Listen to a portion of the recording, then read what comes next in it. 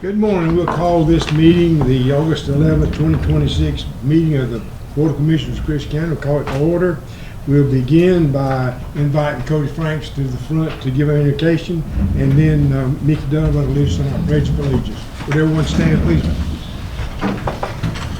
Thank you very much. Bow with me, please. Dear Heavenly Father, we are so thankful for you, for the love that you have for us, Lord. Lord, we just ask that you guide us here today. Please guide all these leaders in their walks with you, Lord. Please give them your wisdom, give them your integrity, give them your compassion, Lord.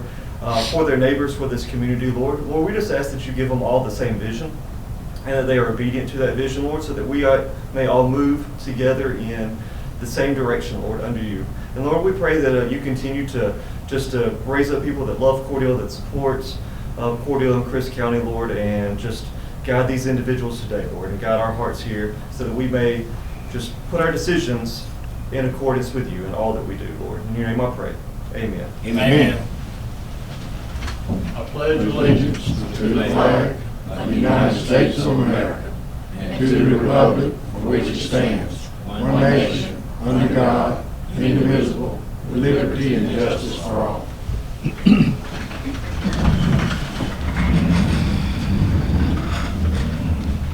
Thank you for coming this morning. We have looked like a pretty full agenda. We need to begin by adopting today's agenda, and I think Mickey's told me he might need to make an amendment to today's agenda. You want to tell us what that is? Yes, Mr. Chairman, I do need to amend the agenda to add and approve the 2026 Ad-Valorem Tax Digest, 5-year history, and proposed tax rate for advertising. You've heard that amendment to the agenda. I need a motion to adopt today's agenda. So moved. Got a motion, need a second. Second. Any discussion? All in favor say aye. Aye. And all opposed? All, motion carried. Next will be the approval of last month's July 16th, the minutes of that meeting. I hope everyone's had an opportunity to take a look at them. And if you find them to be correct, I'd ask for a motion to approve those minutes. So moved. Got a motion, need a second. Second. Motion and a second. Any discussion? All in favor say aye. Aye. And all opposed, motion carried. Moving along, we'd invite Sheriff Hancock forward to give us an update of the Sheriff's Office. Thank you, Mr. Chairman. You've got the monthly report in front of you. It's pretty much standard as you see. Total citations written 397, of those 301 went to probate court. I will point out to you that last item in that column there, 21 wanted people this month during our different patrols. We held 2 concentrated patrols with the Georgia State Patrol Wolfpack team Thursday and Friday night in July. Those resulted in over 16 people being arrested in those 2 nights, and the concentration was both city and county, primarily inside the city limits with those. Friday night was 30-something officers total working. Thursday night was 23 or 24 working, and we saw a huge impact. State Patrol had 6 DUI arrests, I think, or 7 DUI arrests during that. But other than that, our report's pretty much standard. There was some deviation in the federal funds. Our check is only for $3,000, but there's another 30-something thousand to come. They have the lady that's done that has retired, and so they're a little bit behind on their figures, but that'll be back up there shortly.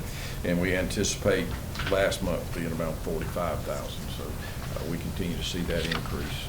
We're only housing this morning 175, I think, in jail this morning. So we're still down. Good. Any questions? Yeah, any questions for Sheriff Hancock? I'm gonna ask you, Sheriff, that I think it was the incident in another week, two or 3 weeks ago, about a party. I'll come to you Oh, that okay, gotcha. on section C, where Okay. you're going to bring up Okay, the mass fine. gathering. Okay. I'll be prepared to speak on that as well when we get to that. Okay, and then another thing I want to ask you one thing, I know you probably don't know what I'm saying, but, you know, have we heard anything yet on the young lady that didn't miss? No, sir. Yeah, No, anybody sir. heard anything? They're still There's forensic work being done behind the scenes and in other areas, so those things continue to be done, and it's just a matter of a slow go investigation. Again, the primaries on those are the City of Cordele and the Georgia Bureau of Investigation. Yeah, and the reason I asked these questions to you because the people in the city asked me the question because seeing that nobody at the city, their department, however it's set up, when they have city meeting, nobody asks these questions and let the people know what's going on in the city. And so that's why I be asking you the same question, which I know you some answer you can't give me because it's city, what I'm saying. Yes. But I just wish that they'll do the same thing that you doing, again, it's the city, people, and report what's going on in the city. Yes, sir. They're working forward. Chief Hicks is, we're in constant communication. We were talking, texting back and forth this morning, and we're trying to do things together, such as the concentrated patrols. There's some conversations about task force, rebuilding those agreements that we used to have where we work together on drugs and narcotics and crime suppression. So I think people are working toward that goal of us all working together there. So when you say task force, you talking about some of our guys and some city Yes, guys? sir. We offered them and have for years to put anybody on the drug squad, the drug task force if they want, to put anybody on the special response team that they have. And their manpower was such that they could not do that. And Chief Hicks has indicated that he would like to start that again, and we're certainly open to it. And we've offered that invitation for that. So when he gets his manpower and his structure figured out, I think you'll see us combine some people from city and county back on our drug squad and task force and our special response team. So let's see, I hadn't heard something, like that gonna happen, but are these guys, because keep it real, those guys is not really qualified. I just know a lot of new guys, and I see a lot of stuff that they do. Is we gonna be the one that really helping train them? What I'm saying, 'cause I know that we well qualified to do a lot of stuff. Those guys are not.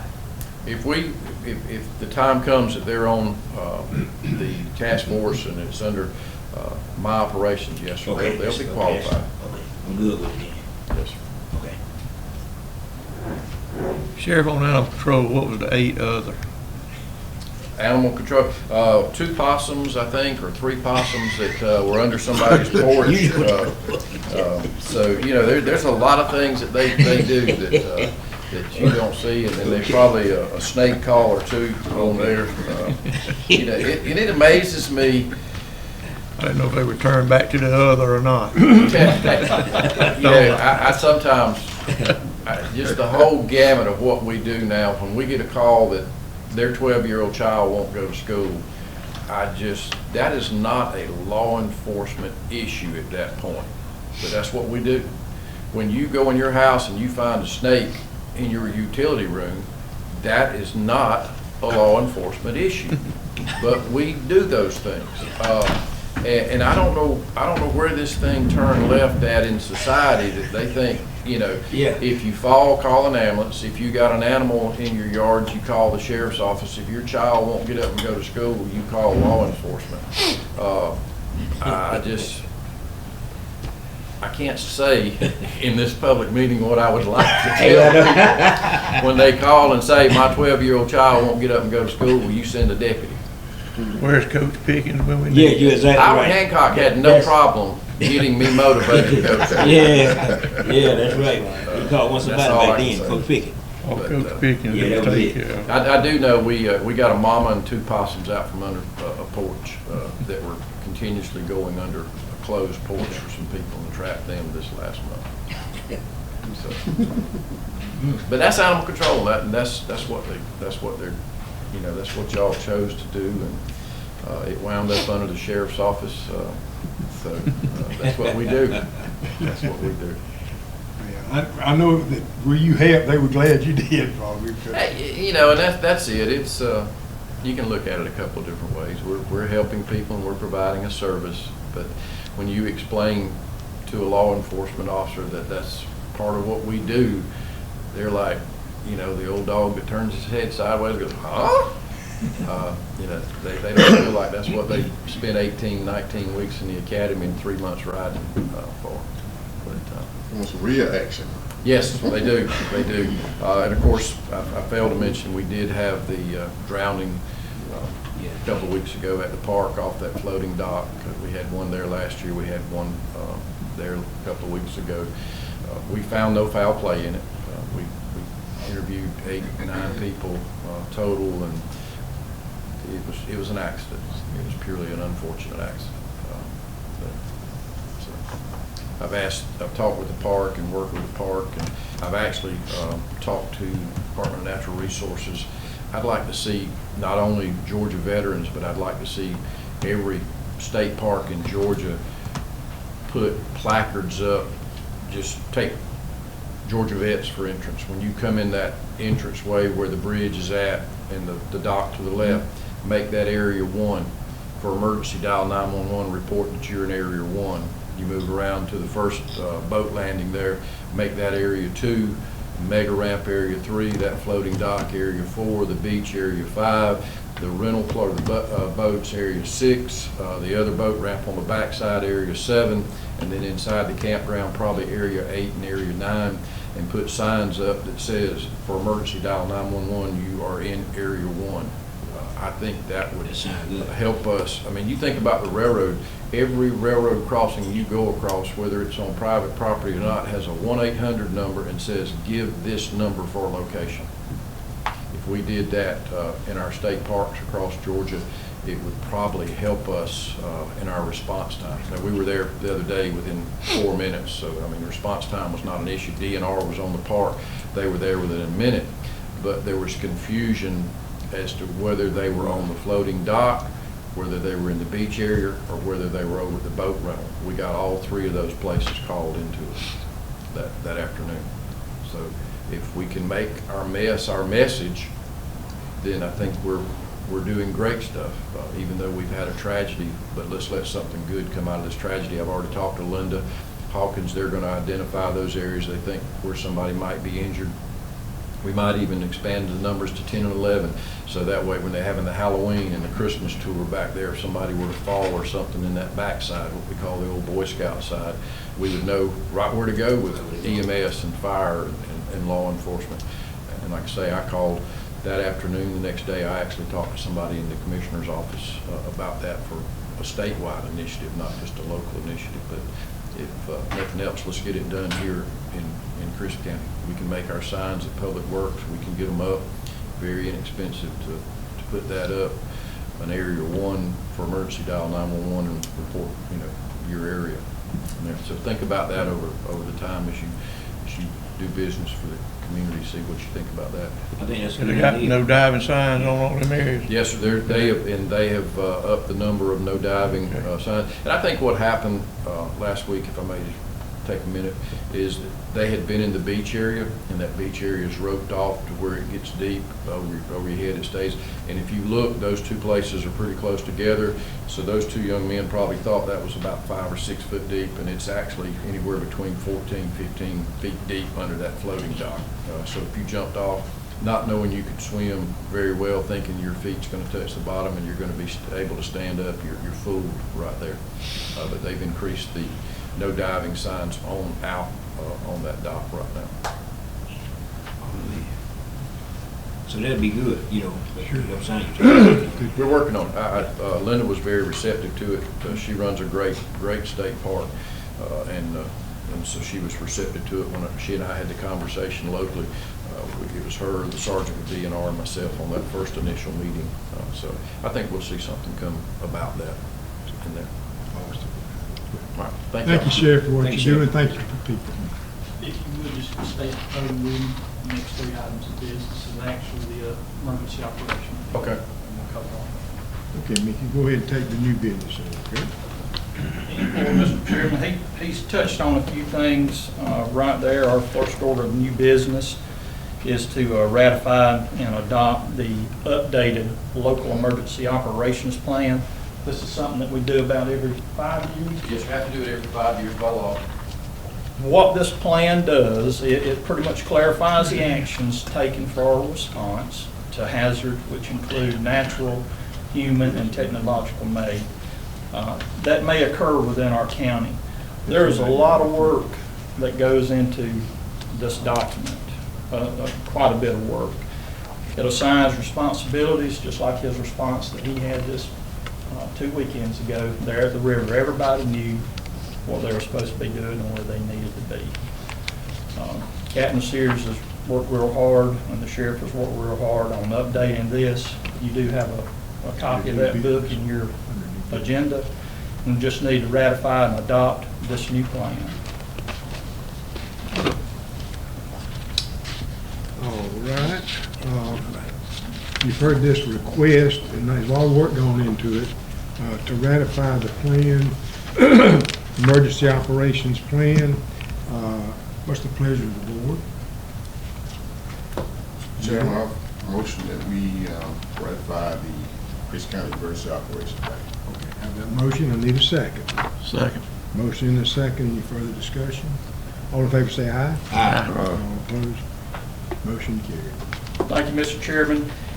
The other piece of this emergency operation plan is how we handle donated goods and services when we do have an emergency. It pretty much facilitates the acceptance and delivery of donated goods and volunteer services, because in the past, when we've had a problem, folks, there's just been an outpouring of the community giving us things that we need. The Cordell Crisp Chamber of Commerce and First Church are considered our primary recipients of donated goods. All that stuff is sent to those two facilities. They manage it and they distribute those goods. The EMA, which the sheriff is over, he is over our EMA, they're responsible for managing any volunteer groups that come inside the community. So if the tornado that hit the river in 24, the sheriff and them set up a post, and they vetted the people that come in doing the cleanup, and they vetted the volunteers that come in and help do stuff. That, Mr. Chairman, is what your donated good and service plan is. You just need to ratify and adopt that section. And the the locations of the distribution was The Crisp Cordell Chamber of Commerce and in the First Church? Okay. Yes, sir. You've heard this request for the donated goods? Where's the First Church? It's the Methodist, what was known as the Methodist Church over on First Street, or Fifth Street and 12th Avenue, something right there. In the American It's Red got- Cross. It's got the center back there in the back that can handle this and food services. It's Cody's church. And those things there, so that's one of the reasons for choosing that location. Of course, Chamber people recognize Chamber when they come into the community and go there. And the goods that you're talking about are things that people may donate: bleach, cleaning supplies, mops, buckets, blankets, towels. And you want to separate where you put those items, because we don't want them coming to the same place that people are bringing us equipment to go out and work with. We don't want them coming to the same place that a chainsaw crew is coming. So these were the designated locations, and both of those entities agreed to help with that. Okay, I need a motion to approve the donated goods and volunteer services plan. Can I get a motion to that effect? So moved. Got a motion, need a second? So, Motion and a second. All in favor say aye. aye. All opposed? Motion carried. Thank you, Mr. Chairman. The last order of business for the emergency operation plan is actually what the sheriff was touching on, the commodity points of distribution. What this does, it provides pre-planned guidance for the distribution of emergency supplies and commodities like ice, water, and tarps. I think GEMA and FEMA occasionally will send a trailer load of stuff to help the citizens. Well, they have to have somewhere to set that up. And our two locations is the Recreation Department is your primary, and Chris County Public Works is your secondary. And we're looking for areas where we can put large amounts, that we can have a forklift that the county owns and operates to unload these pallets and trucks, because most of this stuff comes into us from pallets. Truckload Pallets. So do you have room at the rec department? That's secondary. Yeah, okay. In a disaster, Okay, in a disaster, we would have room. Yeah, okay. Rec Department and Public Works. Public Works. You've heard this request to approve the distribution locations. I need a motion to So that moved. effect.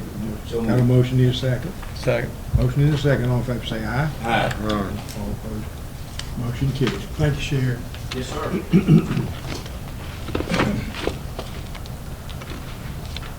Mr. Chairman, our next order of new business is a special use application that we had at our last meeting during the public hearing for Verizon cell tower to build a tower at Drayton Road and Coney Road.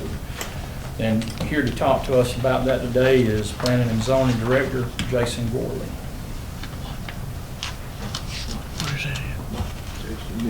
The next. Morning, Chairman. Zone. When we consider special use requests, there are 10 standards that we must answer. These standards are researched through the Planning and Zoning Department with help from Public Works and Public Safety officers.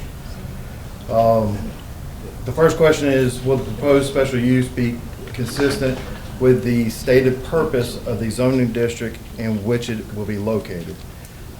Yes, it will be if approved as a special use. Second question is, will the proposed special use increase said local or state expenditures in relations to the cost of servicing or maintaining neighborhood properties? No, it would not. Third one is, will the establishment of the special use impede the normal and orderly development of surrounding property for uses predominant in the area? No, it would not. Fourth one is, in the location and character of the proposed special use consistent with a desirable pattern of development for the locality in general? Yes, this tract of land that it's going to be on is predominantly timber and farmland. The proposed site will have a natural vegetation buffer, and the proposed site will not impede any agricultural activities. Fifth question is or will the type of street providing access to the use be adequate to serve the purpose of the special use? Yes, it would. Sixth question is or will access into and out of the property be adequate to provide for traffic and pedestrian safety, the anticipated volume of traffic flow, and access by emergency vehicles? Yes, it will. The property will be improved and will have little to no traffic once it is complete. Like I said, it will be improved for construction traffic and any accommodation for emergency vehicles if needed. Seventh question is, or will the facilities such as school, water, or sewer utilities and police or fire protection be adequate to serve the special use? It being a cell tower, that is not applicable to the area. Number 9, will the hours and manner of operation of the special use have adverse effects on the properties in the area? No, it will not.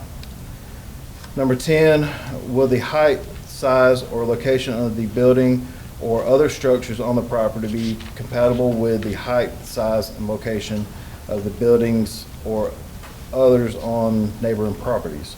That is not applicable in this situation due to it being a cell tower in the area.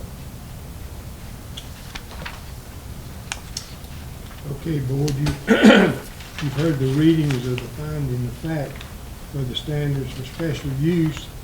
Any questions? I think we had asked for a motion to approve the special use. Motion. Got a motion, I need a second. Second. Motion and a second, any further discussion? All in favor say aye. Aye. And all opposed, motion carried. Thank you. I'm hoping that cell tower, when they get that built out there, will help, because, you know, a lot of us, you have those dropped calls where towers start competing for each other. The And I next, think the lady, when she was here, I think we identified a couple of other areas that they're going to check into. We have did. still have some poor service in some areas. This certainly should help that particular area. yes, sir. Mr. Chairman, the next order of business is to adopt and amend our code of ordinance to include a mass gathering ordinance that we had a public hearing on last month. This is something new for us. What this ordinance does is it creates a permit process and a process for planning and zoning to go through if an individual or individuals want to have a party or some type of event outside of areas that are designated for events that has over 250 people. There is a permitting process to it. It involves several entities that have to sign off on it. Let's see.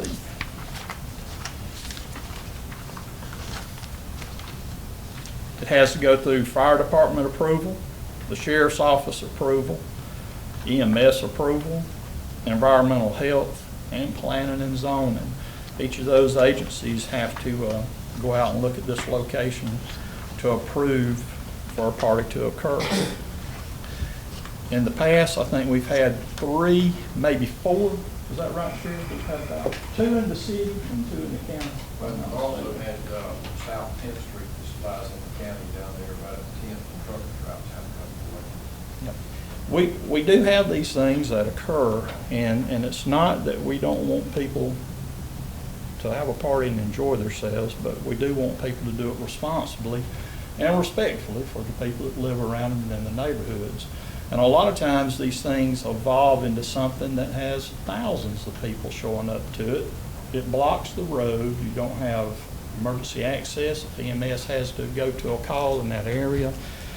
And it causes a lot of problems. So we wanted to go after and adopt this mass gathering. We looked at some other communities that have done it, and it seems to be successful.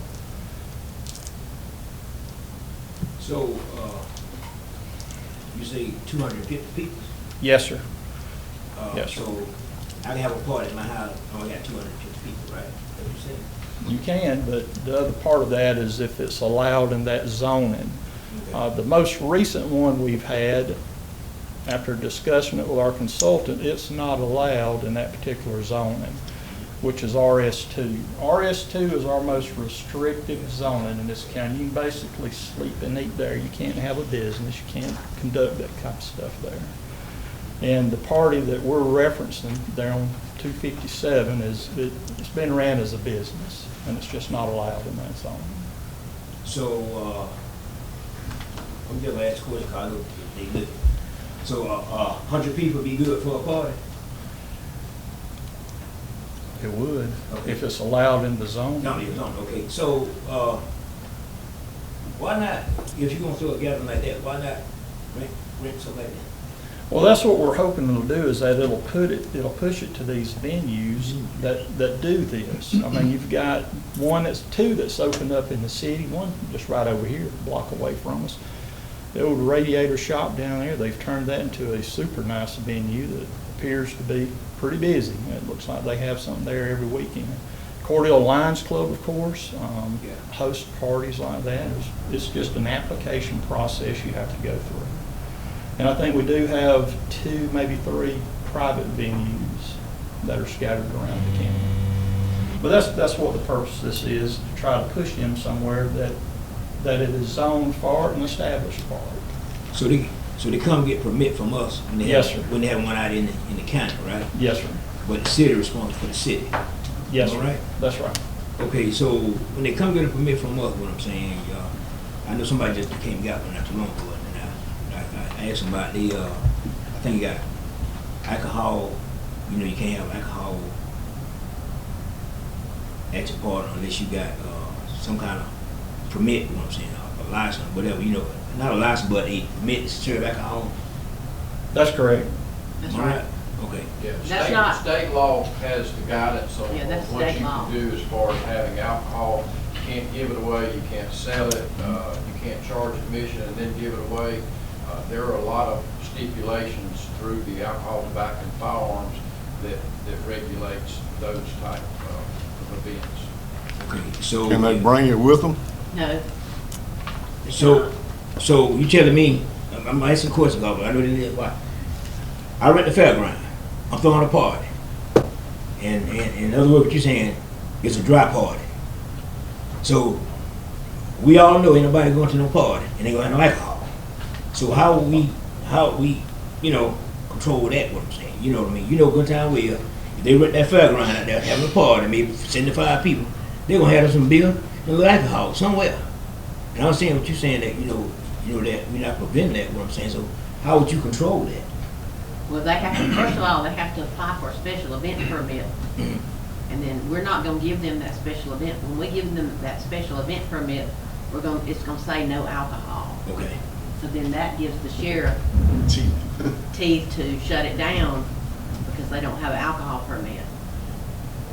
But the question is, even though I guess they have their own private party, people cannot bring their own alcohol, even though with that permit. Yeah, your mixed One. drink ordinance prohibits BYOB.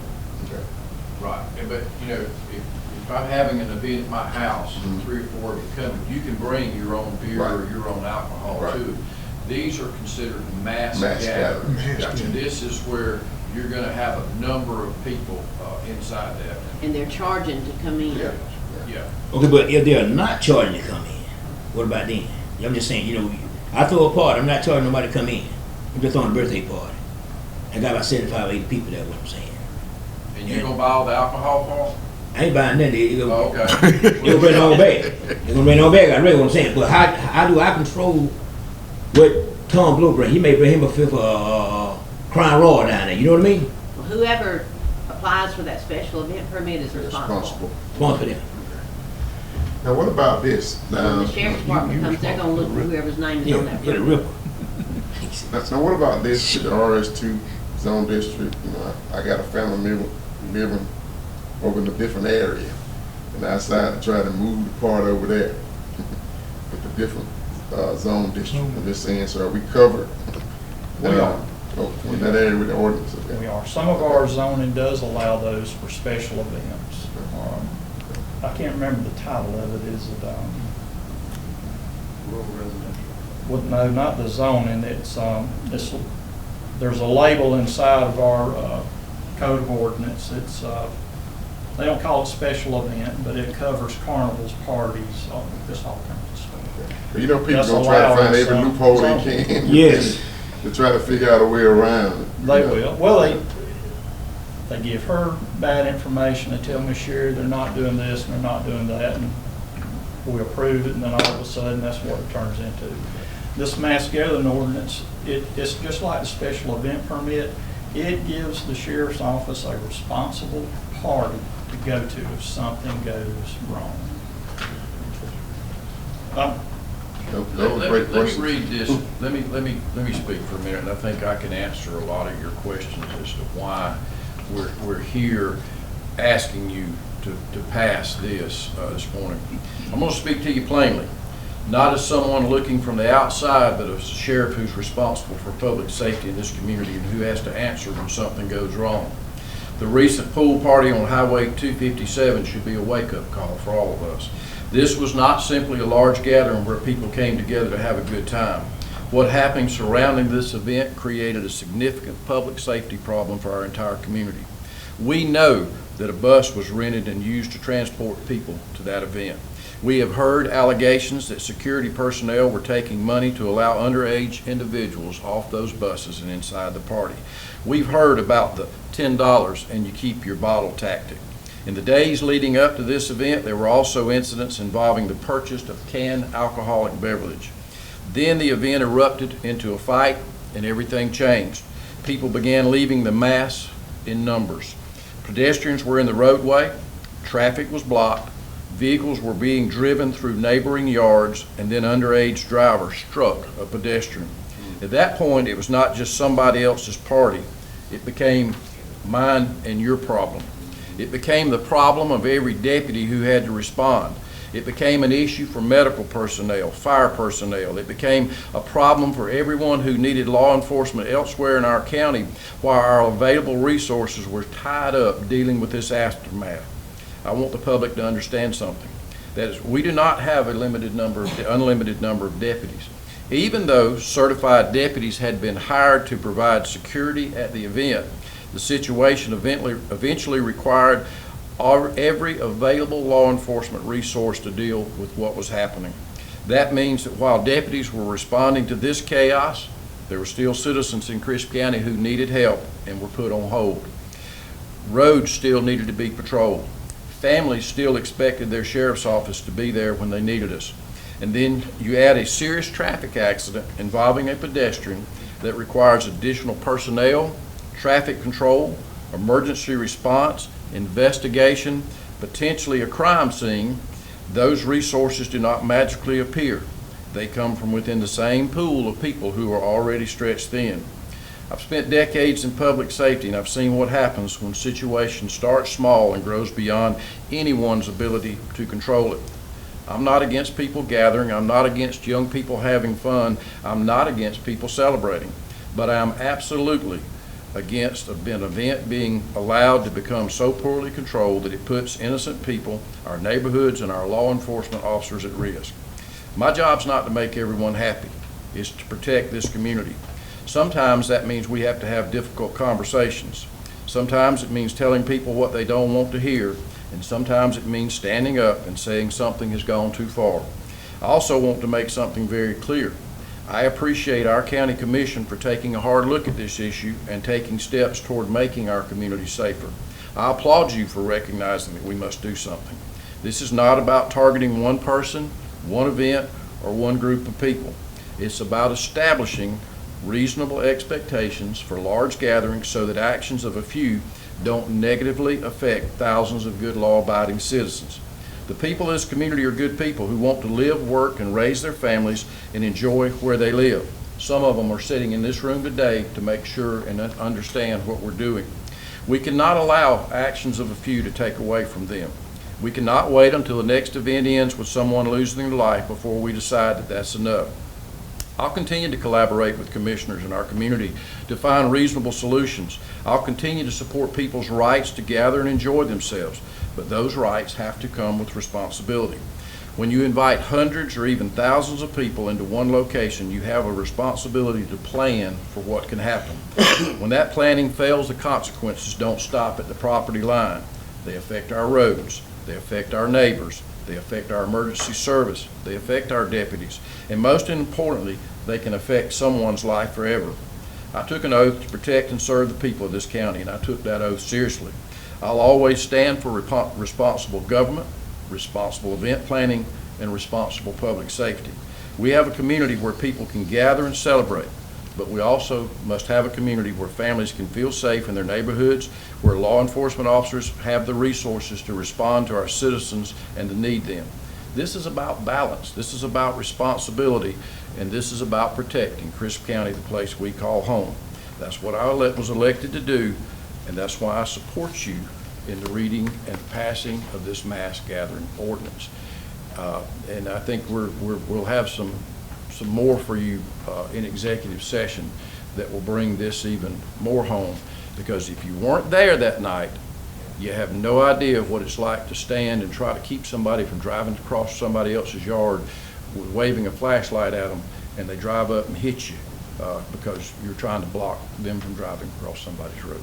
So thank you for what you're doing and the thought of this ordinance. Well, That was advertised, wasn't it? Sir? Wasn't that party advertised? They all are. They're all advertised on social media underneath the radar, and they bring people not from our community here.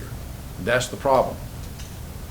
You stood up to this one because they wanted to use the rec department to park people and bus them out there, and you said no. And that's the right thing to say, because if you had said yes, then we become responsible for that parking lot, the cars that might have been broken into, somebody returning to that parking lot and getting a fight because we gave them permission. There's just certain things that we have to stand up for, and we do it legally and by law. And that's one of the ways you do that, put teeth and rules and regulations for where people can and can't go. You ask about the Lions Club. The Lions Club has a strict contract. If you bring alcohol there, you have to hire 2 off-duty deputies and pay them so that we can monitor that and make sure that everything's done correct.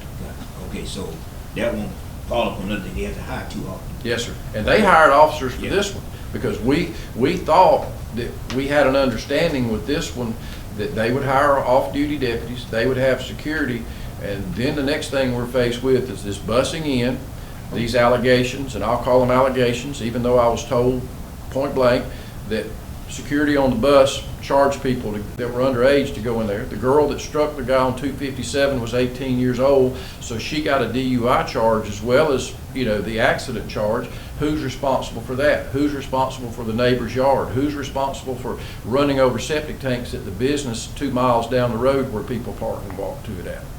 Those are the kinds of things that people will be asking you as commissioners if you don't have some teeth in something that's setting guidelines for people to be able to have these parties. Well, I don't have no problem with what we're talking about because, number one is, this day and time, we know there's a lot of people that carry a gun, young people carry a gun, a lot of shooting going on. And so, hell, if anybody had a shot, there's some people that live there, a bullet don't care who. I'm just saying. And then, I was worried about, the man came out with a shotgun, they parking in the yard, stuff like that. But it's the kind of stuff that we don't need, what I'm saying, you know what I mean? It's kind of like we were doing the Easter bash, and when like you say, everybody from out of town coming. So we had to stop that. So anyway, this right here, what I'm saying, with the party, and then the bonfire, what I'm saying, I think that's in the city, right? Yes, sir. Okay. And I will brag on Chief Hicks again. He knew that I'd be here today with y'all on this, and they're looking at trying to see, they want to see what our ordinance is, to see if they can adopt it. Yeah. So it becomes not just county, it becomes city and county-wide, unified as to what we're trying to get these parties under control. Okay, so that's good. So you don't answer, they gonna be involved in. That's up to them, but they have indicated they're Okay. waiting to see how this goes today. Okay. It's like policies that we write. Everybody's policy's got somebody's name on it. Yeah. And this ordinance has 257 on it, Yes. point blank. And that's not the only place that this has Yes. happened. It's happened up there. This was the second or third one I know of. It's happened on South 10th Street. And we try to work with these people. We try to say, hey, you can do this, but you need this, this, and this. And then it gets out of hand. So this gives us a line to draw in the sand.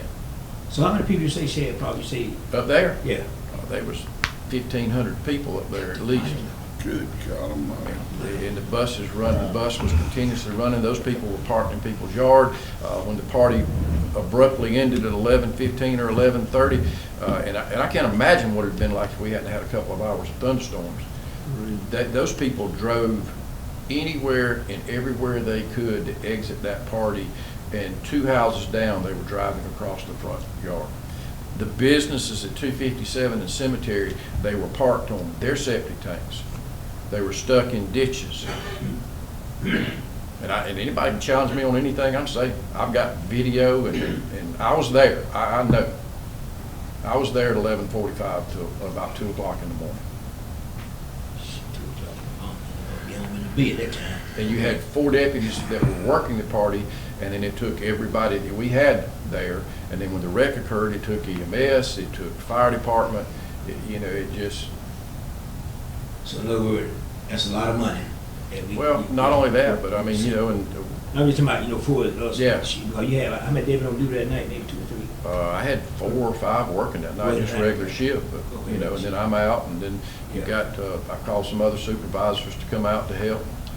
We towed vehicles, because once again, they were told before that party started, do not park on 257. So y'all told me. State route, they parked, we towed them. Yeah. And then, the aftermath is that party moved to the city, and all those people wound up on city streets, and the chief and all his administration and all his police officers had to come out at about 1:30 that night.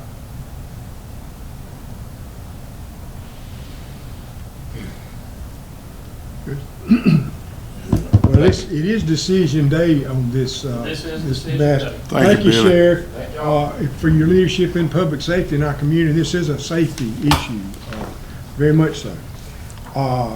And it's time now to ask for a motion to approve this county proposed mass gathering ordinance. We've heard the pros and cons. And I would ask for a motion to approve. So move. I got a motion, I need a second. I got a motion and a second. Any further discussion? All in favor say aye. Aye. And all opposed? Motion carried. Thank you. Mr. Chairman. Can I ask a question? Yes, ma'am. All right, I already have an application for that special event on October 31st. Do they need to back up and go through this, or, Is that the same location? no, this one's at the Lions Club? No, the Lions Club, if it is a designated place to have a gathering, they don't have to do it. Like the fair comes in and uses the Lions Club, they don't have to fill out a mass gathering because it's already established as a place for us to have gatherings. It'd be like going to the football field and making them do a permit to have a football game. Yeah, but if they got 1,500 people, This one's the open. to Lions public, so Club they ain't can't gonna give you hold it. They can't really give you a count, they don't know how many they're gonna have. But we also create orders kind of after the fact. I guess kind of be. Yeah, that was my question. Yeah, Yeah. so, So I don't think we should, we already gave it to them, so, yeah. so he, see what we gave them Yeah, already. it wasn't a road to regulate what occurs at a place established Right. to have gatherings. So this part here, they gotta have two all duty there for this part they got, right? It'll depend on their contract. The Okay. Lions Club has a contract that talks about whether you're renting just the inside in the building or if you're renting the entire grounds with outside bathrooms and those facilities that we have out there. And depending on what you're renting depends on what that contract says that you must provide law enforcement. Okay. But just because they hired the two deputies does not give them they still can't serve alcohol without, They can't sell or serve alcohol Okay. without abiding by the alcohol State and guidelines. firearms state license.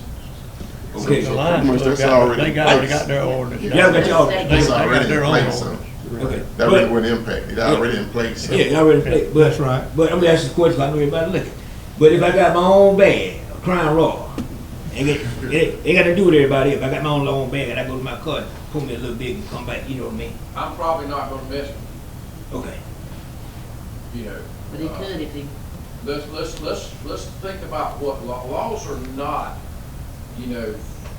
they're there for guidance and for us to be able to enforce, Now, if you go out there and you start pouring out of that rag that you bought for yourself or Yeah. everybody else, then you and I probably gonna have a Yeah. discussion. Yeah. But if you bring a bottle and put it in the car, unless you get knee walking drunk and out of control in the disorderly side, probably nobody's gonna say anything to you. Yeah. Now, can I? Yeah, absolutely, I could. I could say, you brought a bottle to this event, you're under arrest. Okay. But you don't wanna hear that on Monday morning after I do that on Friday night, and I don't Yeah. wanna hear it on Sunday after I Yeah. do it on Friday night. Yeah. So let's apply the laws as they are applicable Gotcha. to Okay. the events. Okay.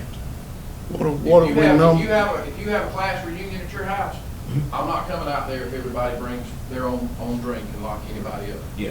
That's not the intent of what that law is. As long as you have a class reunion every weekend. Yeah. If he charges Crazy. the people to come to that house Yeah. and alcohol is served, There's a problem. then That check- you have an issue. that Same check- thing at the fairgrounds. If Gotcha. they go to the fairgrounds and they charge $10 or $15 a head and they are furnishing or allowing alcohol to be consumed, the state, not the Chris County Sheriff's Office, but the state has an issue with that. Okay. Because they want the tax dollars off of it. Yes. So, Because it falls under the mixed drink, as she talked about a while ago. yeah. I think it's good that we open up like this, what I'm saying, ask the question, what I'm saying, because people don't know, so it's good that if they watch it, they'll know now what I'm saying. Question that people been No, they'll be asking. confused, but we'll Yeah. try to get Yeah. them the right We'll answer. get right, yeah, we'll get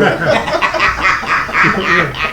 Yeah, we'll Somebody find out. somewhere will come up with Let's it. don't drink a whole bottle of 737 Yeah. We'll have to straighten them out on Larry's cover charge. Oh, no, yeah. I think that's what it was. Oh, come on. Okay, thank y'all. Okay, moving on. Oh, boy. All right, next order of business, Mr. Chairman, is the abandonment and closure of Crane Road between Cemetery Road and Pena Road. Runs about 960 feet. We had a public hearing at our last meeting concerning this. The property owner who is adjacent to each side of this road, Mr. Carden Summers, wrote us a letter asking us to close this road because of all the illegal dumping. We didn't have any phone calls that were against this. We actually did have one phone call from a person in that area that asked us to close the entire road, Crane Road, because of the dumping. They said during deer season and most of the year, people use that road to dump carcasses, trash, mattresses, and everything else. This particular section we're talking about runs from Pena Road to Cemetery, right there in the curve. Carl went out and did his investigation. There's no utilities located on this road, and this road no longer serves a substantial public purpose. And I would just ask for a vote to approve for the closure of this road, the closure and abandonment of Crane Road. Yes. And just for the record, just stipulate that because, as you said, that it no longer serves. No longer serves a substantial public purpose. And, okay. Okay, you heard this request for the closure of Crane Road between Cemetery Road and Pena Road, and that was like 960 feet, and there's no objection, so I'd ask for a motion to accept this closure. Motion. I have a motion to accept, I need a second. Second motion. Motion and a second, any further discussion? All in favor say aye.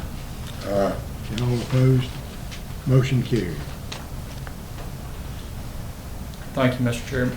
Mr. Chairman, our next order of business is to discuss a sales ratio appeals. Mr. Sean Sammons, the tax assessor, is here with me to talk about this.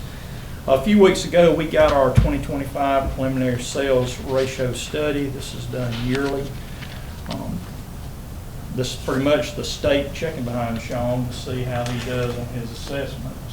If his values are in line. This year, the ratio came back with us at 37.1%, which is within the threshold of 36 to 44%, but it is below the 38% that we need to be able to receive money from the public utilities. Excuse me. Sean started 2 weeks ago speaking with the Department of Audits and Accounts to start this appeal, and I think he had a phone call yesterday. And if Sean can just touch base with y'all on what he sees going on with this, but what we will need is official approval from the board to file an appeal, if need be. Good morning, Commissioners, Chairman. So yes, what the Department of Audits and Accounts does is they essentially audit the assessment to sales ratio of the work we do within the county. The primary reason they do this is for the QBE funding for the Board of Education, but the Department of Revenue uses this study every 3 years when they audit our office.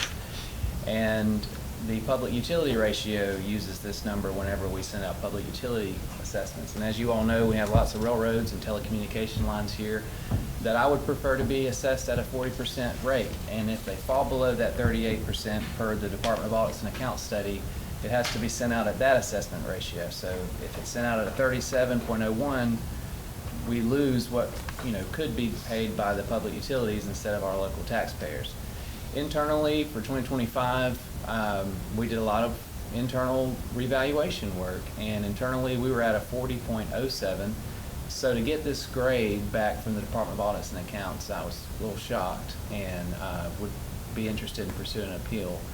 I've already had conversations with our representative and her supervisor.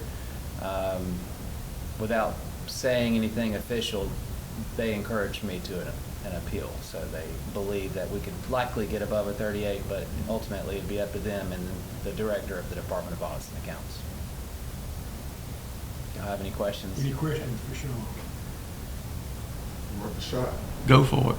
All right. I think it's, like I say, it's it means, how much money, you want to go ahead? Well, Tell me about I that. prefer not to go on record for that amount, but you know, we have millions of dollars It's a lot. in public utilities, so a It means some 3%. it means dollars and 3% cents for us, difference. that's correct.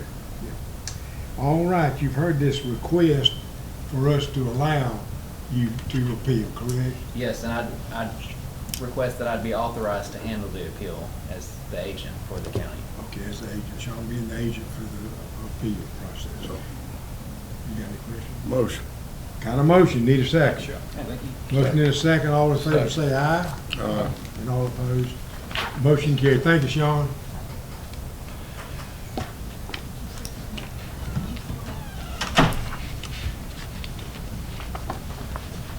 Mr. Chairman, the next order of business is a resolution, Resolution 2026-022.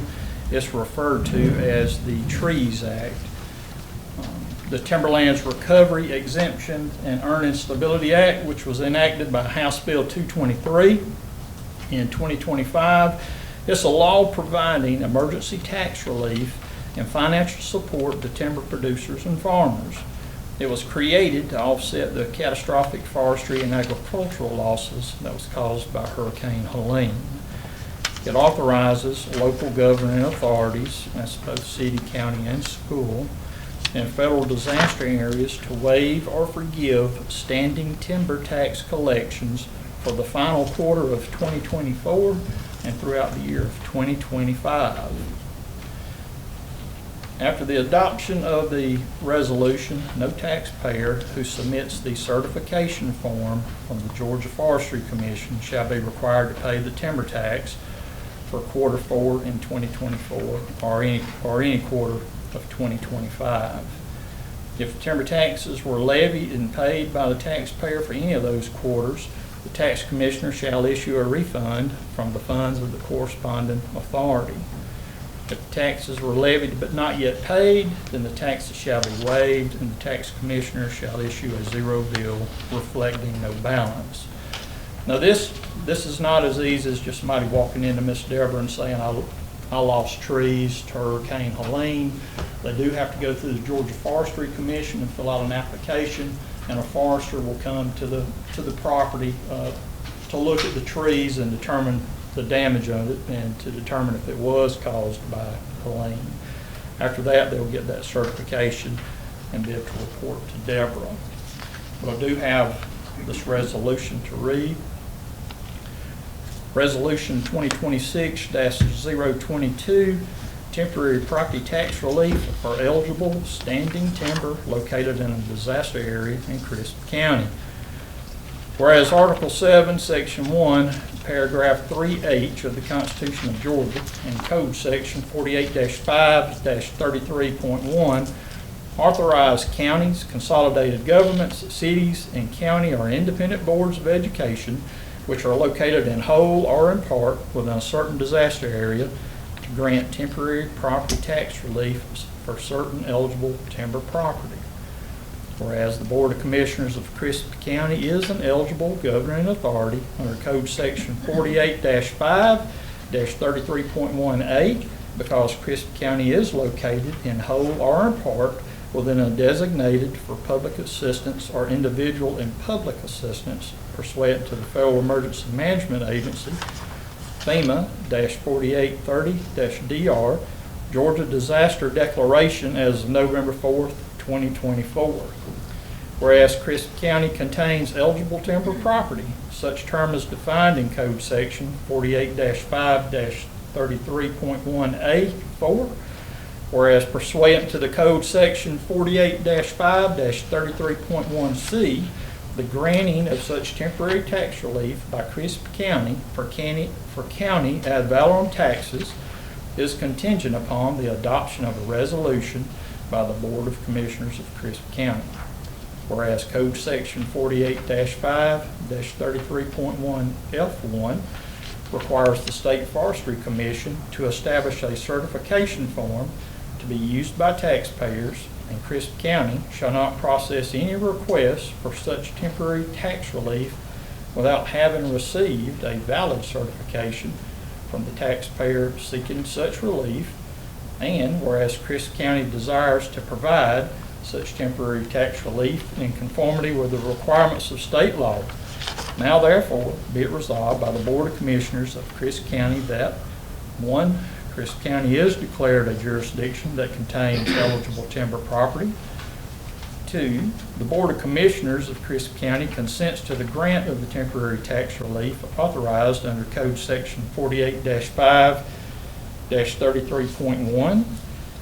3, taxpayers seeking such relief shall complete and submit the certification form established by the State Forestry Commission pursuant to Code Section 48-5-33.1F, Crisp County Board of Commissioners and the Tax Commissioner of Crisp County, and only those certification forms which are complete, including all required information, shall be deemed valid and accepted by the eligible governing authority. 4, the levy and collection of Crisp County ad valorem taxes, which would otherwise be imposed pursuant to Code Section 48-5-7.5 during the final quarter of 2024, or any quarter during 2025, is waived for validity certified eligible timber property. 5, pursuant to Code Section 48-5-33.1E, the Chairman of the Board of Commissioners of Crisp County is hereby directed to facilitate the refund of any taxes paid pursuant to Code Section 48-5-7.5 for eligible standing timber on valid certified eligible standing timber property during the final quarter of 2024 or during any quarter of 2025 in the same manner as otherwise provided under Code Section 48-5-380. 6, if taxes have been levied but not collected pursuant to Code Section 48-5-7.5 on validity certified eligible standing timber property during the final quarter of 2024 or during any quarter of 2025, the Board of Commissioners hereby waives the payment and collection of such taxes. The Crisp County Tax Commissioner is hereby requested to provide each such taxpayer with an updated tax bill reflecting that such amount is no longer due as required by Code Section 48-5-33.1E.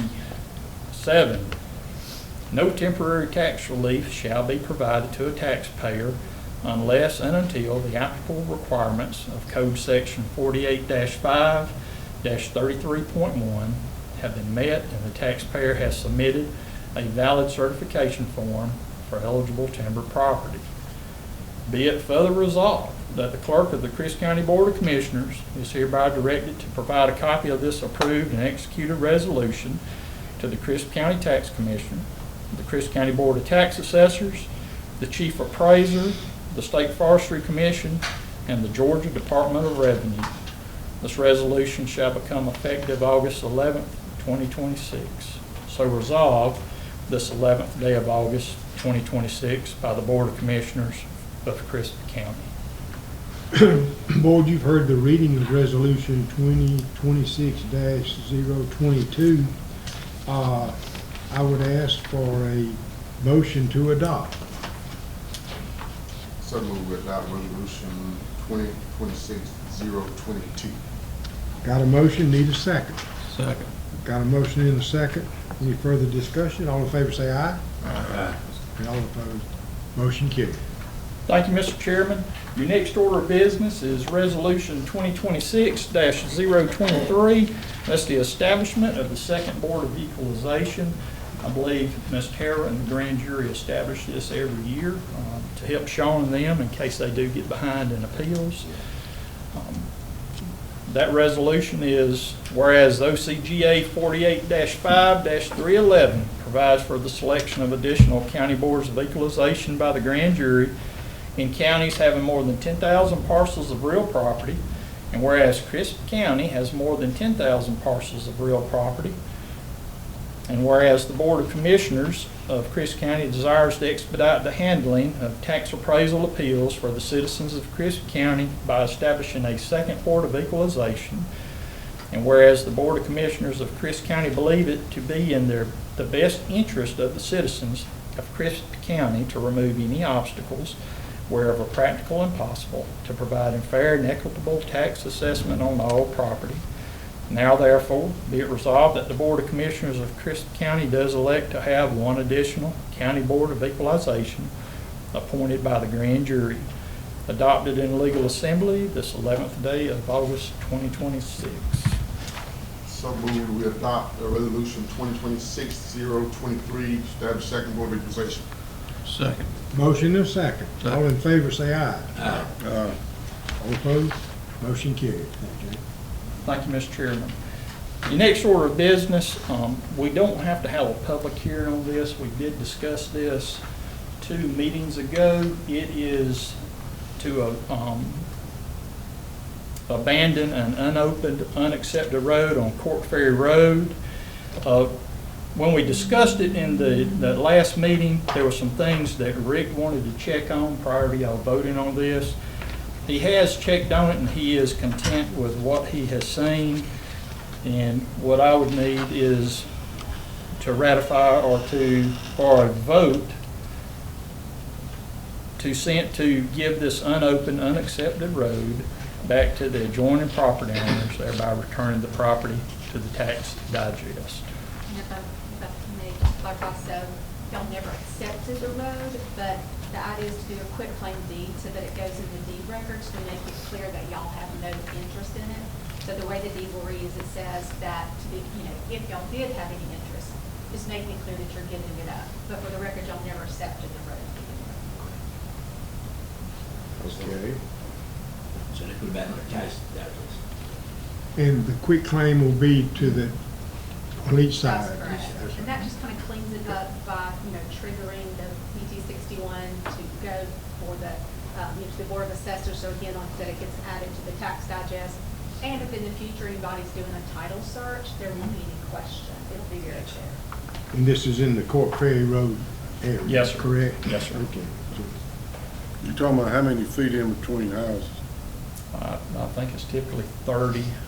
When they develop these areas, I think it's 30 feet is what they do for roads in case somebody wants to build one in there. I'm not sure on this, but it is 30 feet.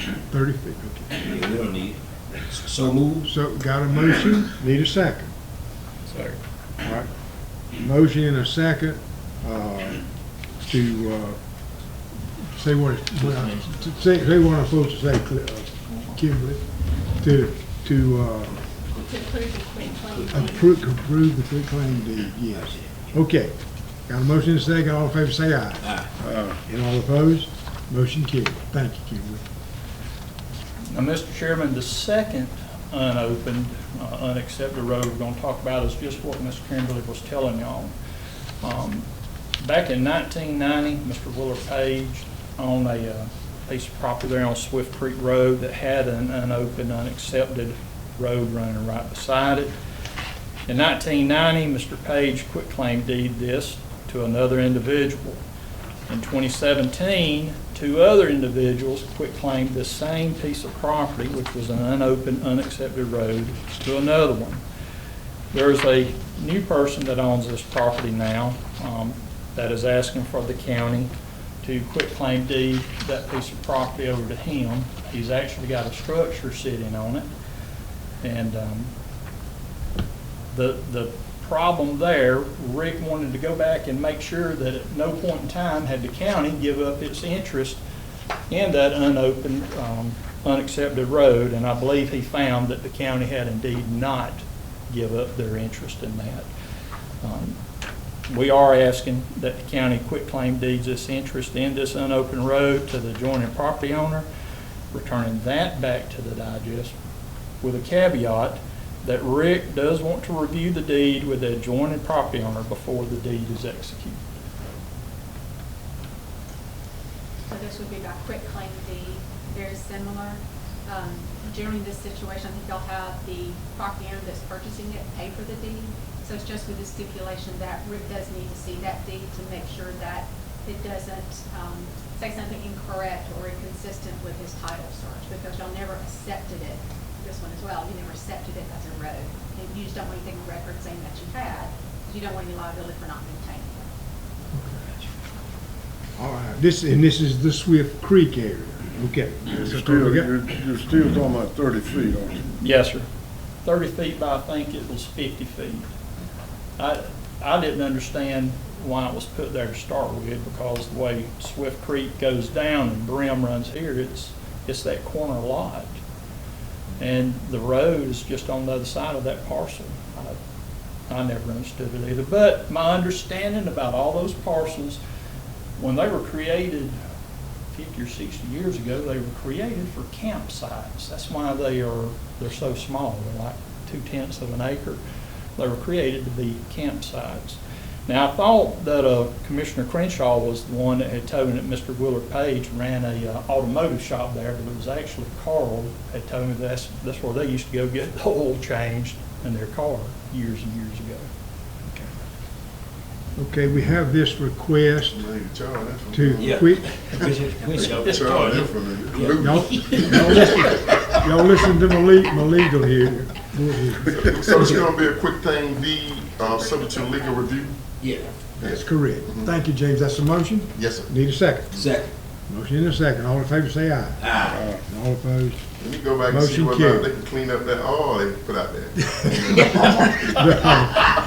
Send them a letter, Mickey. You know, a lot of people in Chris County have never been by this part of the lake, and it's an unusual neighborhood. When you ride out, you say, what happened here? Y'all haven't seen it, you need to go see it. Yeah, there's a lot of Very lots out unusual. there that Yeah. can't be built on, and we've talked with the health department trying to figure something out to get something going in there, because the size of the lot is about what it would take for your septic system. So, Well, the good thing is you put it back on the tax digest. there you go. We get paid. All right. There you go. Got one more resolution this line. Yes, sir. Your last resolution you have is 2026-025. It is a GDOT application of the 5311 program. This is done yearly, and it's a resolution to apply for the fiscal year 28 fund. This resolution, it basically designates an official to execute an application on behalf of the county to commit to providing required local matching funds and to assure that we comply with the Federal Transit Administration and state rules.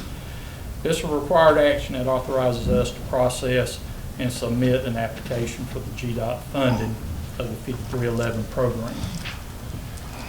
I can read this resolution out, Mr. Chairman, if that's what you... Do y'all want me to read this? I think this is one we do every year. Yes, sir, it is. Right, yeah. And it hadn't changed any. Right. No, sir. The local RMS will provide the local match, doesn't come out of county Doesn't come out funds. of here, okay, that's correct. Just the fiscal agent, Excuse me? just the fiscal agent essentially. There you go, you'll pass through the contract. Okay, you've heard this request to adopt Resolution 2026-025. Could I get a motion to adopt? So moved. Motion needs a second. Second. Motion in a second. All in favor say aye. Aye. And all opposed, motion carried. Thank you, Mr. Chairman. Ms. Sherry Leverrett's going to talk to y'all about needing the approval of the 2026 Ad Valorem Tax Digest, 5-year history, and proposed tax rates for advertising. Mickey, you from Cordelia, I tell you pronounce that term differently. Which one? At Valor. Yeah, I'm not going to talk about where I was born, but I've been here 30 years. Yeah.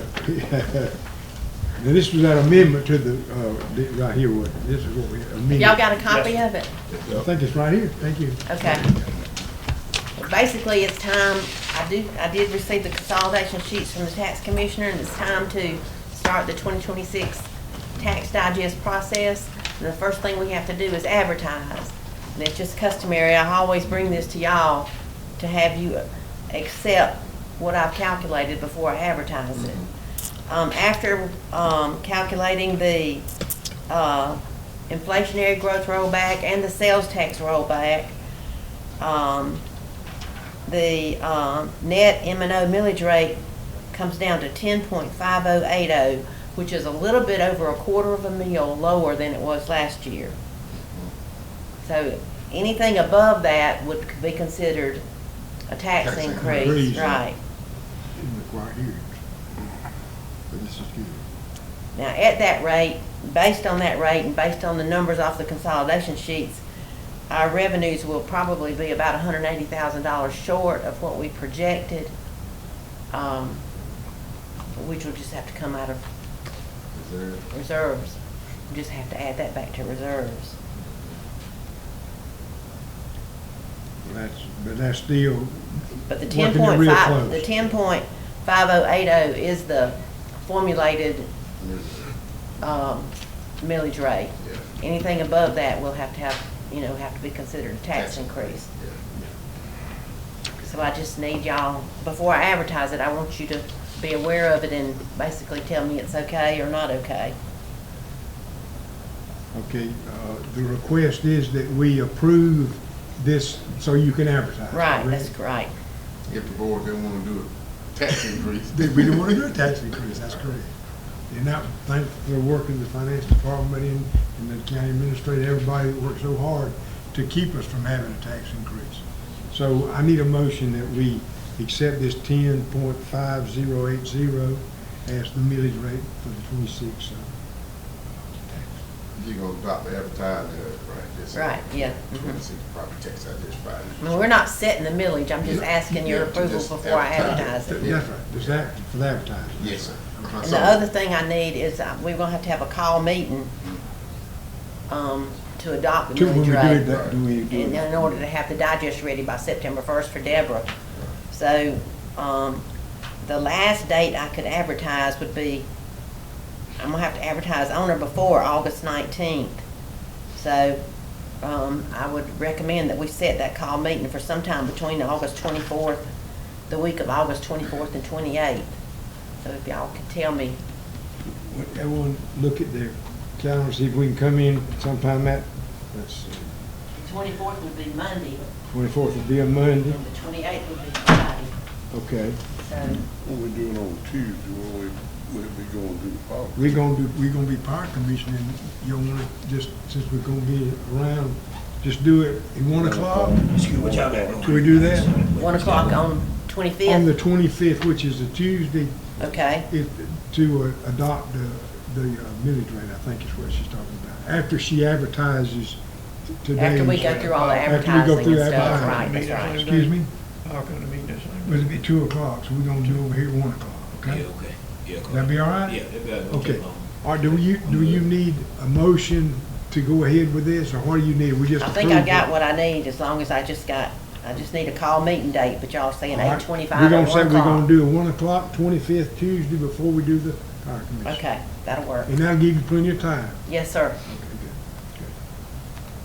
All righty. Thanks, Sherry. Thank you, Sherry. Yes, sir. Okay.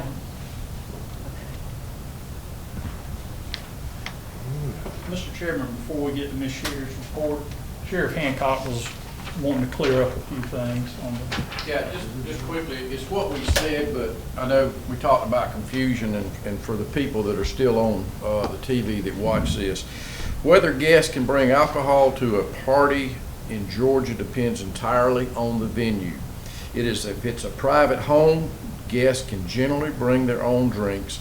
If it's a rented venue, public park, or business, outside alcohol is usually restricted by the location's own rules and state licensing law.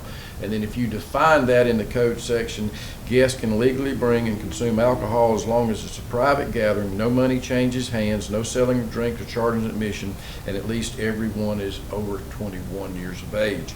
If it is a rented venue, an event space, a hall, or restaurant, most commercial venues prohibit BYOB due to their own insurance policies and state alcohol consumption permits. If a venue has a commercial license to sell alcohol, then bringing outside beverages violates their contract and state licensing laws. Then the only other one would be public parks, and we all know that there's no alcohol in public parks and places of that nature. So that is the law, black and white, as it continues to alcohol at parties. So, same thing apply to, like you just said, it being public park too, like. Yeah, public parks are different now. Public parks are, they have a no alcohol. No, yeah, that's what I'm saying. Yeah. But a lot of people, yeah, they think they can throw a party at the public park and then have alcohol, but you can't do that Can't. at the public park. Right, So, because that is a county-owned public That's right. park, Okay. is prohibited. good. Okay? Billy, can we require that they have so many off-duty deputies for so many people? Say one deputy for every 100? I mean, it could be a part of your ordinance, just like it's a part of the Lions Club contract, I would think. I mean, you can do as long as it's stated there in that ordinance and approve what you want. I mean, if you got two But- deputies out there and But you got. what happens if I can't provide that because of my manpower? Yeah, I was about to say. Then you're preventing them from having it. Yeah. When I would have people working the road, you know, but I can't get anybody that wants to work extra duty and go to that event. Then if you Yeah. put that in there, then that event, they can't have it. Now, What I was thinking is if you got 1,500 people and two deputies, and something goes haywire, two deputies ain't gonna We do live it. in that world every day when you think about the bars that are in this community and the football games and the fair and all those things that take place in this community. We live in that world every day. Sad to say. And I'm not sure how the mass ordinance is Right. currently written. Mr. Dunn, I don't know if you know, does it state that has to be a reasonable amount or approved for security, or does it state a certain number? I would have to read that good again. So they could look back at that. If it says, for example, if there's not a certain number, if it just says there has to be adequate security, then they would make the determination in terms of what is reasonable or adequate for each circumstance, which would depend in part on the number. so when you say security, it don't necessarily have to be a off-duty deputy. Right. They can have their own private security depending on the language of the contract. The Lions Club contract, and I'm familiar with that just being on the Lions Club board in the past, says a Crisp County deputy. Yeah, I understand. Okay, I just wanted to make, I'm hoping that if people listen to that first part, they'll stay long enough to Yes. listen to that last part, so that Yes. we gave the basis for what we base our opinion on. Well, Okay, thank you. Appreciate that. Okay. Thanks, Shannon.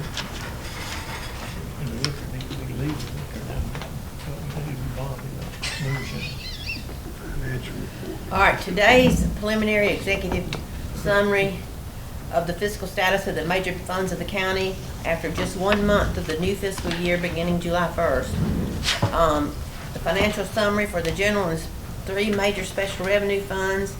We are showing a net negative 12% shortfall of 1.9 million after the first 31 days of FY '27. Of course, this is nothing alarming here. This is the window of the fiscal year where our revenue stream runs pretty lean and we depend on reserves for support of daily operations until the 2026 tax revenues begin to come in. Middle of the page, water fund, we're reporting a preliminary net income here of just over 63,721. Customer usage bill was 10.8 million gallons to a total of 1,568 customers. The USDA bonds are current at $960,983. Excuse me. Bottom of the page, landfill fund ended the month with a preliminary net gain of $79,800. 5,893.73 tons of municipal solid waste was delivered to the landfill during the month of July. About 28% of that was delivered under the 2 main commercial contracts, 9% under the City of Cordele's residential contract, and 5% under the county's curbside contract. The GFA loans there are also current at $140,409. Next is your cash on hand. As of July 31st, we ended the month with $8.5 million in the general and special revenue funds, $12.9 million in the proprietary funds, and $11.3 million in the SPOS and T-SPOS fund. Countywide total, $32.7 million. Following that are your SPOS reports. The only change on the 2017 would be that the monthly activity brought the actual expenditure total here to $22.3 million.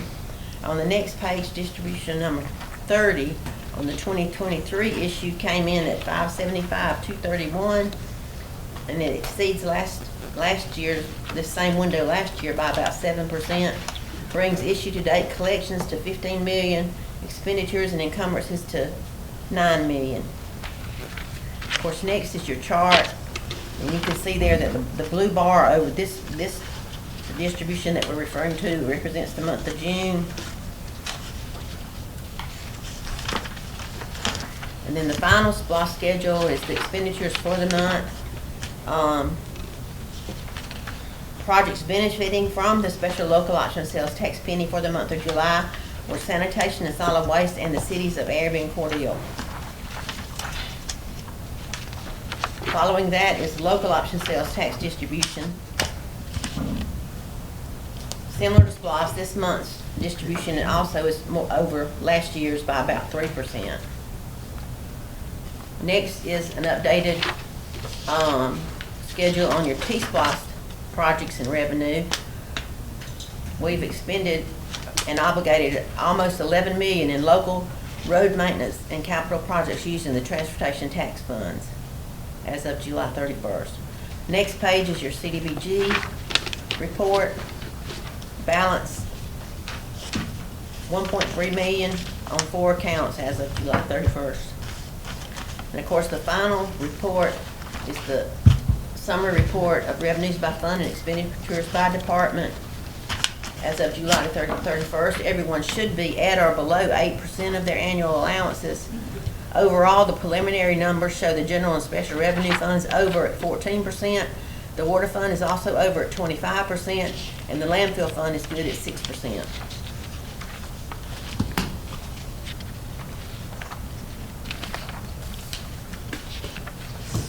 Any questions?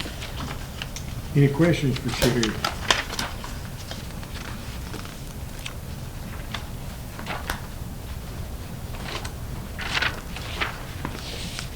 But Sherry, do we see that, I see on this, what family, On the what now? on the work family LLC, Uh-huh. I see, do we still have some equipment that we're trying to sell? No, sir, we did all that. We had a sale. I'm going to see why nothing now. Mm-mm. We sold everything we could. Was that revolving, what are you talking about? Yeah, Yeah. revolving loan, On yeah, the- yeah, yeah. Okay, I thought.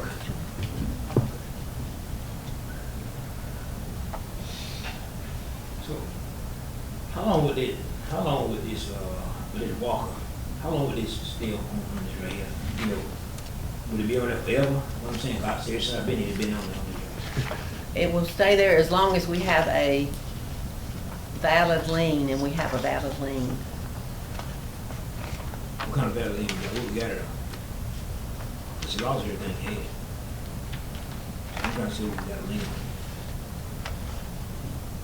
The last time I spoke to Rick about it, that's what he informed me, that we had a valid lien in place. So as long as we got a valid lien in place, DCA is gonna require us to keep it on there. I would like to know what is the valid lien. Okay, I'll get with Rick. Because once you file bankruptcy and then you ground zero, ain't got nothing. So I don't see nothing that we got a valid lien on. You know what I mean? I'm just going by what Yeah, Rick yeah. told me. And that's been a while. hasn't Yeah, it? yeah, it's been a long time. So I would like to know, Ms. Kendall, let Rick check in that, you know what I'm saying? Because I think we can take this off the book. If we write it off, we have to explain the write-off to DCA. Because, you know, it's their money, not ours. Yeah, yeah, I understand that, but you know, I understand that, but we. But that would be cleaning it up, Yeah, if cleaning it indeed, that would be, Yeah. cleaning it up, Yeah. if indeed that's. You know, because if we keep going, we go to the next 13 years, the same thing, the same, you know, I'm just saying, I think it needs to be off the book. Because we ain't get no money. DCA ain't either. So anyway, you check Rick on that, thank you. Anything else? Thank you, Sherry. Yes, sir, thank y'all.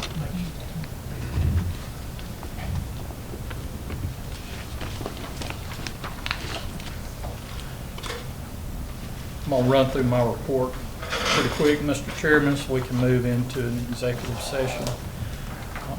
Last month, I did work with Sean quite a bit on the appeals process for this sales ratio.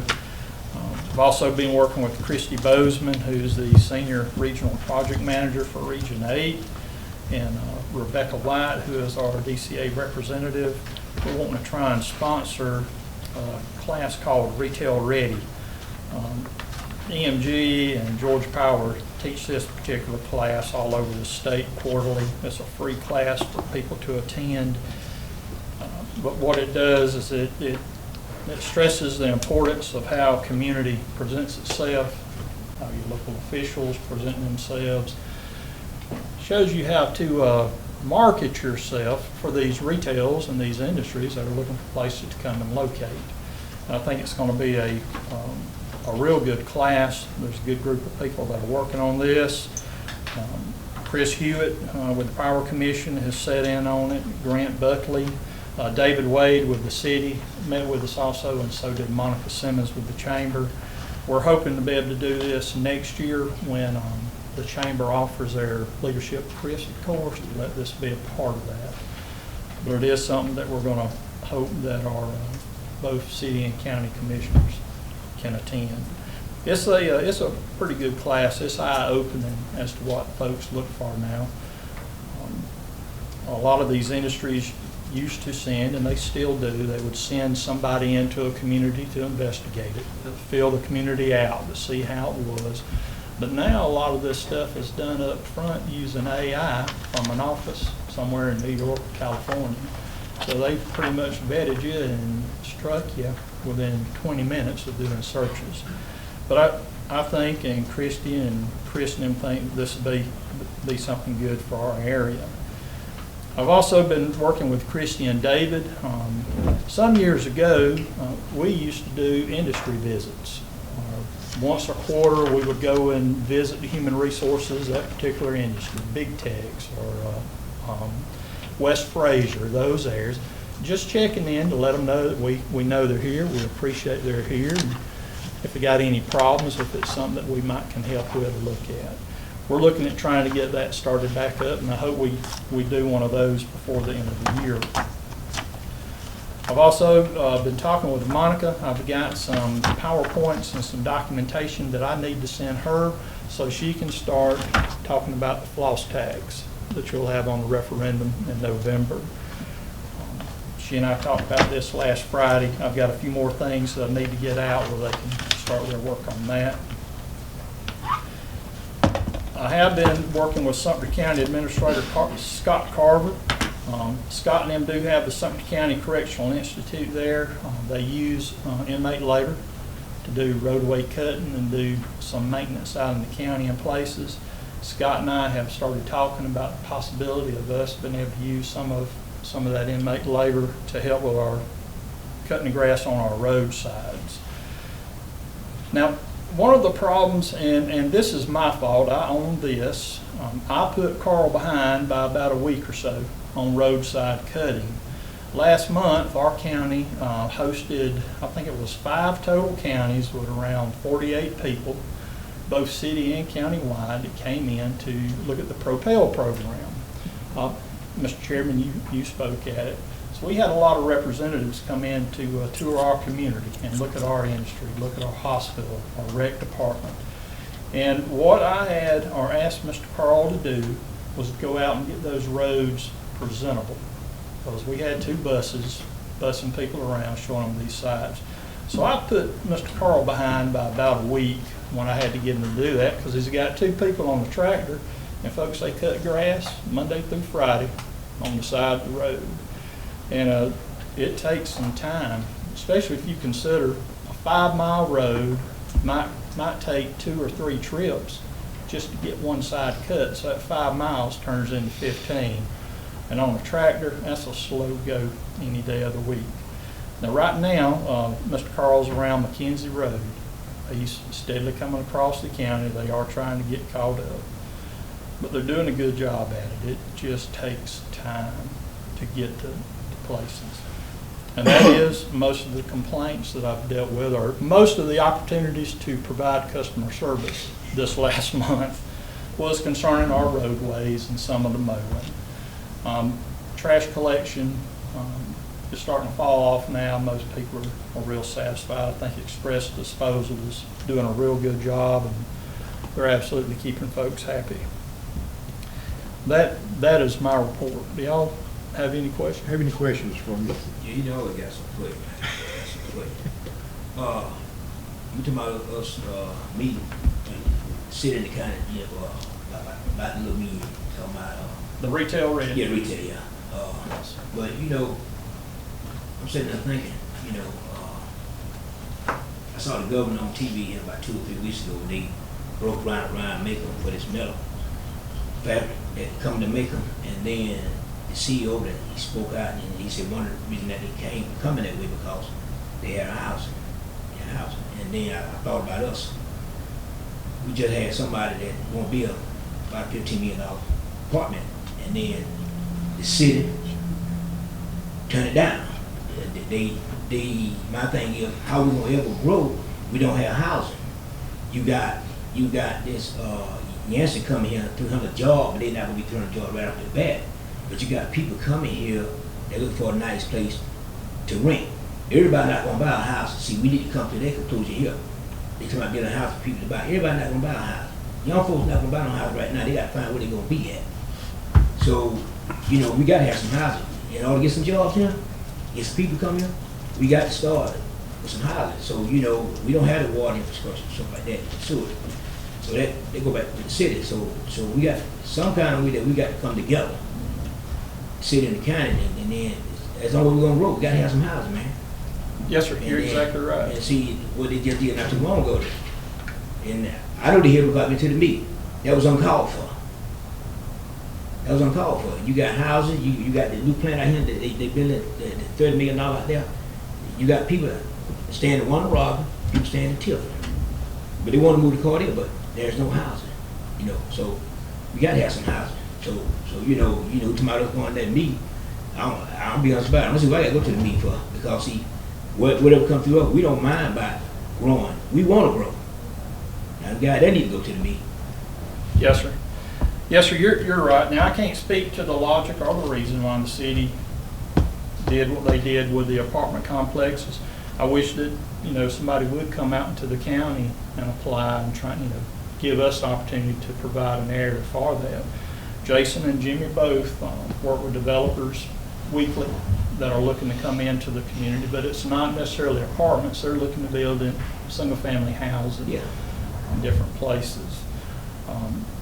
This class, though, it is important because it shows you what these people are looking for now, not necessarily what they were looking for 5 or 6 years ago, but it helps brush you up on things that I may come and ask that we might need to look at doing in an area of the county to make it more presentable or sellable, so to speak, to an industry that will attract those folks and that will require more of that housing being built. It's a good program. It's really a good program. But they build housing, in Tipton, down in Tipton, go to Tipton now. On 41, they build apartments down in Tipton. They just started growing in Tipton now. Yes, sir. They are building in Tipton. But they got the house. And so we won't ever, if we don't go with the housing stuff, what I'm saying, which if they come to the county, we'll be able to do it. Yes, sir. But they're looking for that water and sewage. That's right. That's exactly right. That's why we try and put them. I know Jason and Jimmy both do it, and Jimmy and I did it. When we have developers come in that have a project like that, we try to find where the city's infrastructure ends, so we can get them as close to that infrastructure as we can, and it kind of cuts down on a lot of their costs, and they can join it, and then the city has the opportunity to annex. But the county, we've just not had anybody come in asking us to build apartments. I wish we did. I sure wish we did. And maybe down the road, that is what will happen. So what we're at, on the gym for the rec department, I know we talked about it a couple of times. I have not picked that back up since our last meeting. I got pulled in another direction, as did the maintenance director, but we picked that back up and started looking at it. Okay, all right, appreciate it. Anybody else? All right. We do have an executive session, Mr. Chairman, involving personnel and litigation and property. Okay. Go ahead. Yes, sir. Offer motion that we go into executive session to discuss potential litigation, personnel, and property. Second, yes. All in favor, raise your hand. Aye. Okay. We'll consider ourselves in a recess for maybe 5 minutes for a break, and then we'll come back and start this executive session. Thank you, and thank y'all for coming. Thank you, Mr. Chairman. Mr. Chairman, under other business, we do have one item on the agenda.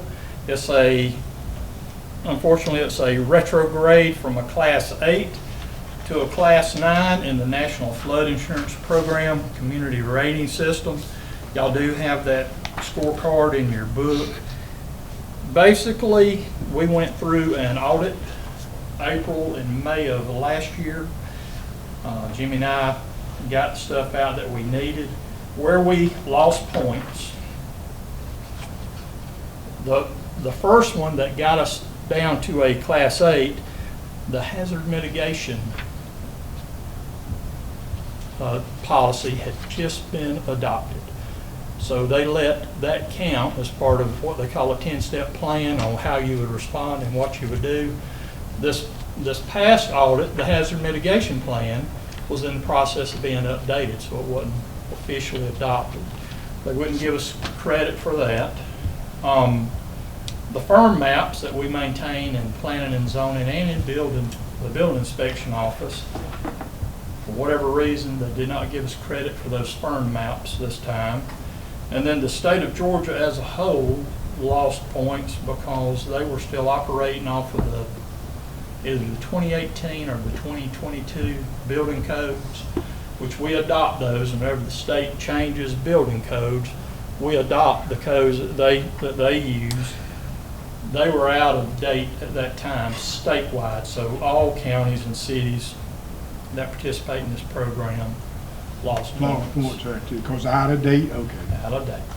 But the cumulative effect of it was that we did go from a Class 8 back to a Class 9. If you look through that scorecard, you'll see that we actually gained a lot of points in a lot of other areas, but we just couldn't overcome what we lost on those three areas. Now, Jason has gone to a class. We sent him to a class in May or June on how to be a floodplain administrator. We've got some things that he's going to start looking at and we'll get implemented, and that should bump us back to an 8 with the potential of hitting a 7. So we will be working on that.